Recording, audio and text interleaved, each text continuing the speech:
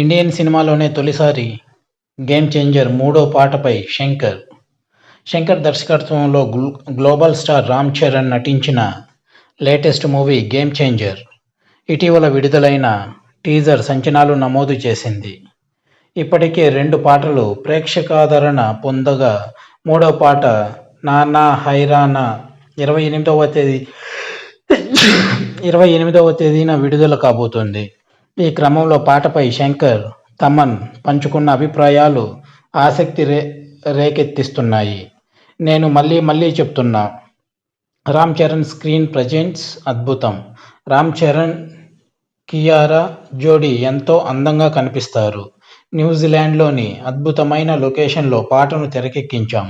అందమైన పాటను లేటెస్ట్ టెక్నాలజీలో తెరకెక్కించాలని అత్యాధునిక ఇన్ఫ్రారెడ్ కెమెరాను ఉపయోగించామన్నారు శంకర్. ఇన్ఫ్రారెడ్ కెమెరా సాధారణంగా ప్రయోగాత్మక సైన్స్ ఫిక్షన్ సినిమాలు, వైల్డ్ లైఫ్ ఫోటోగ్రఫీలోనే తెరకెక్కిస్తారని సమాచారం.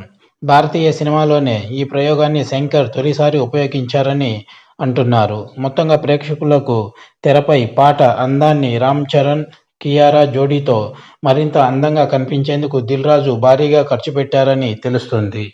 ఇది వ్యూవర్స్, గేమ్ చేంజర్పై 28వ తారీఖున రిలీజ్ కాబోతున్న మూడో సాంగ్పై శంకర్ పంచుకున్న మాటలు.